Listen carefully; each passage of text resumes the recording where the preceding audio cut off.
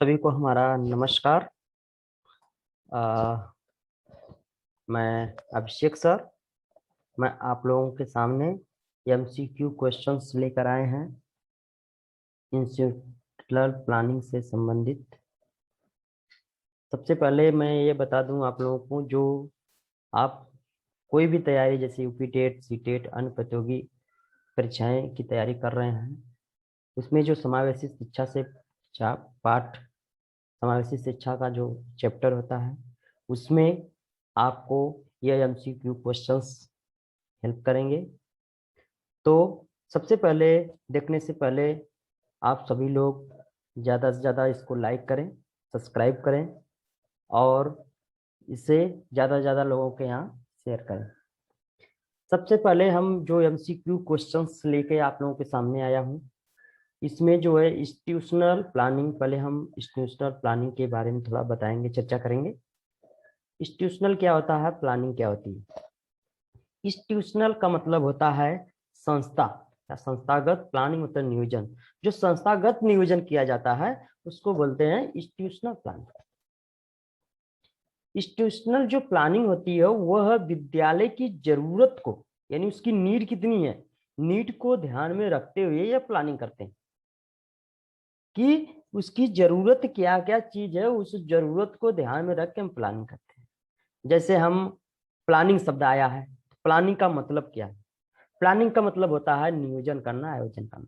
जैसे आप सभी लोग जैसे यूपी टेट, सी टेट, अन्य प्रतियोगी परीक्षाओं की तैयारी कर रहे हैं, तो आपने एक आयोजन बनाया होगा कि ये जो प्रतियोगी परीक्षाएं हैं इसमें क्या सिलेबस है, सिलेबस में कौन कौन सी सब्जेक्ट पढ़ना है, कितना अंक को हासिल करना है, कौन सा चैप्टर पढ़ना है, ये सारे चीज आपके अंदर एक आयोजन होना अनिवार्य है। जब तक लक्ष्य के प्राप्त करने के लिए उसका उद्देश्य का होना बहुत जरूरी है कि आप जब तक आप कोई चीज प्लानिंग से नहीं करोगे तब तक वह चीज को आप हासिल नहीं कर पाओगे। तो सबसे सबसे इंपॉर्टेंट चीज होती है प्लानिंग। कोई भी अगर कार्य कर रहे हो उसकी अगर आपके अंदर प्लानिंग है तो वह कार्य समय से और बहुत अच्छे तरीके से किया जा सकता है। ऐसे ही आप तैयारी करते हैं तो तैयारी का आपके पास सारे चीज का प्लानिंग होना अनिवार्य है। कौन से सब्जेक्ट को कितने समय पढ़ना है, कितने प्रैक्टिस पे देना है, कितने पे उस पे जो है डिस्कस करना है, ये सारे चीज आपके अंदर प्लानिंग होना अनिवार्य है। तो इन सारे बातों को हम ध्यान में रखते हुए हम आपको एक क्वेश्चंस लेके आए हैं एमसीक्यू। देखते हैं आगे क्वेश्चंस क्या है। आप सभी लोग कमेंट में कमेंट करिएगा कि इसमें जो है कौन सा सही होगा, फिर उसके बाद हम जवाब बताएंगे किसका क्या होता है। आपके स्क्रीन पे आ गया। श्रवण बाधित बालकों की श्रवण क्षमता की जांच करने के लिए कमरा होना चाहिए। पहले तो हम प्रश्न को समझ लें। वो कहते हैं ना, प्रश्न भाव में ही अर्थ छिपा होता है, भाव में ही अर्थ छिपा होता है। कि इस चीज को, कोई भी चीज, कोई भी जो हम काम करते हैं उससे पहले हमको प्रश्न को अच्छी तरीके से समझना है। जब आप प्रश्न को अच्छी तरीके से समझ लिए, अंडरस्टैंड कर लिए, तो समझिए आपके पास उत्तर आ गया। तो श्रवण बाधित का मतलब क्या, CWHI, चिल्ड्रेन विथ हेयरिंग इम्पायरमेंट। इम्पायरमेंट मतलब वो अक्षमता बालक है, उसको सुनाई नहीं देता है। फिर उसकी जांच करना है, तो जांच करने के लिए उसको जांच क्या करेंगे कि कान की जांच करेंगे कि वह बच्चा कौन सा है। पहले तो हम देखेंगे कि क्लासिफिकेशन क्या होता है, यानी श्रवण बाधित बालक की वह किस टाइप के अंतर्गत है। जैसे आपको पता होगा कि normal, mild, moderate, moderate, severe, severe, profound, इस तरह से उसकी कैटेगरी होती है। तो इस कैटेगरी को जानने के लिए हमें क्या करना पड़ेगा, उसकी जांच करना पड़ेगा। जांच करने के लिए जो रूम की बात कर रहा है वो कहाँ पे करेंगे, देखते हैं विकल्प। पहला ध्वनिरोधी, दूसरा ध्वनि रहित, तीसरा दोनों, उपयुक्त कोई नहीं। सोचिए और कमेंट करिए, कमेंट में लिख के बताइए कि कौन सा होगा। आइए, शाबाश शाबाश शाबाश शाबाश, गुड।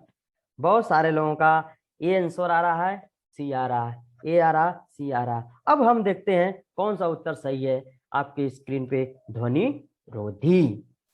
यानी जो शोर बाधित बालक है उसकी क्षमता का जांच करने के लिए कमरा कैसा होना चाहिए, ध्वनिरोधी होना चाहिए।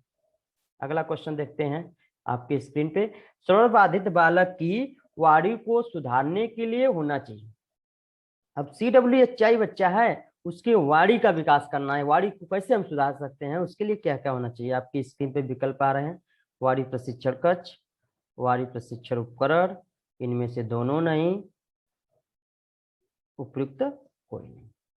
सोचिए। शाबाश शाबाश शाबाश शाबाश, गुड। अब देखते हैं इसका उत्तर क्या होता है।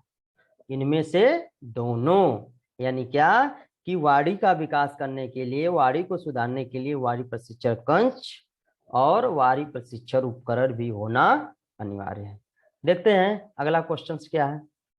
श्रवण बाधित बालक में भाषा विकास करने के लिए रणनीति है, यानी श्रवण बाधित बालक CWHI बालक है, उसका क्या करना है, लैंग्वेज डेवलपमेंट करना है। उसके लिए कौन कौन सी रणनीति बनाओगे।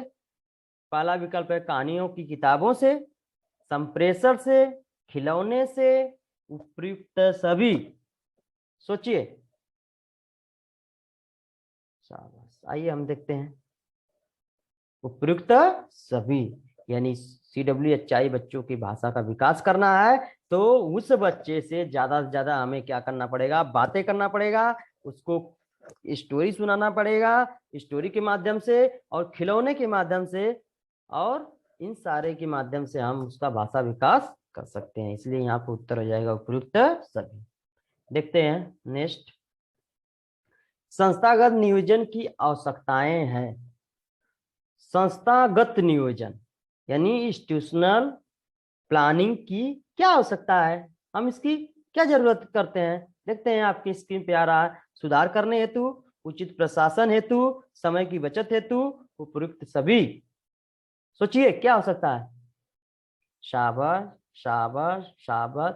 हाँ, कोई कह रहा सुधार करने हेतु, कोई बोला उचित प्रशासन हेतु, समय की बचत हेतु, उपयुक्त सभी। आइए हम देखते हैं इसका उत्तर क्या होगा, उपयुक्त सभी। शाबाश। तो क्या, जब हम संस्थागत नियोजन की आवश्यकता क्यों है, क्यों नीड है इसकी, सुधार करने हेतु, कि उसमें जो संस्थागत जो भी नियोजन है उसमें सुधार करने हेतु, उचित प्रशासन हेतु, समय की बचत हो, ऐसा होना चाहिए, इसलिए उपयुक्त सभी। अगला क्वेश्चन देखते हैं, आपकी स्क्रीन पे आ गया, संस्थागत योजना की विशेषताएं हैं। अब देखते हैं, बात करते हैं संस्थागत योजना की क्या क्या विशेषताएं हैं। योजना का लक्ष्य स्पष्ट होना चाहिए, योजना समस्या केंद्रित होनी चाहिए, योजना में स्पष्टता होनी चाहिए, उपयुक्त सभी। सोचिए क्या होना चाहिए, सोचिए सोचिए। शाबाश शाबाश शाबाश। आइए हम देखते हैं क्या होना चाहिए, उपयुक्त सभी। यानी क्या, संस्थागत की योजना क्यों जरूरी है, उसकी विशेषता है क्या, योजना का लक्ष्य और स्पष्ट होना चाहिए, जो भी उसका लक्ष्य है वो क्या होना चाहिए, क्लियर होना चाहिए, और जो भी योजना हम बनाते हैं वो समस्या को ध्यान में रख के बनाते हैं, वो समस्या केंद्रित होती है, इसीलिए तो हम योजना करते हैं। कोई भी चीज जैसे हम प्लानिंग करते हैं, हमारे पास जैसे मान लीजिए अभी प्रतियोगी एग्जाम की परीक्षा है, उसकी तैयारी करना, तो वो हमारे लिए एक समस्या है।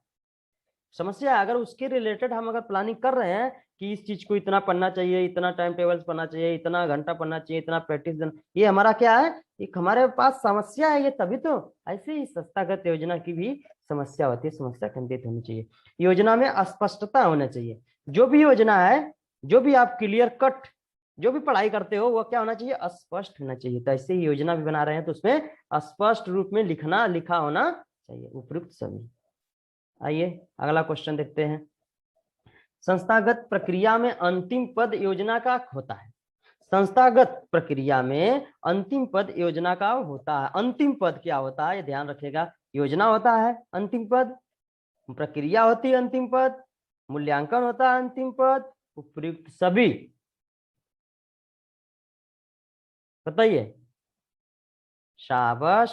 आइए हम देखते हैं मूल्यांकन, यानी संस्थागत प्रक्रिया का अंतिम पद जो होता है योजना का क्या होता है, उसका मूल्यांकन होता है। आइए हम, thank you thank you so much, thank you. सभी लोगों ने इसे लाइक करें, सब्सक्राइब करें और ज़्यादा से ज़्यादा शेयर करें। Thank you, thank you, thank you so much.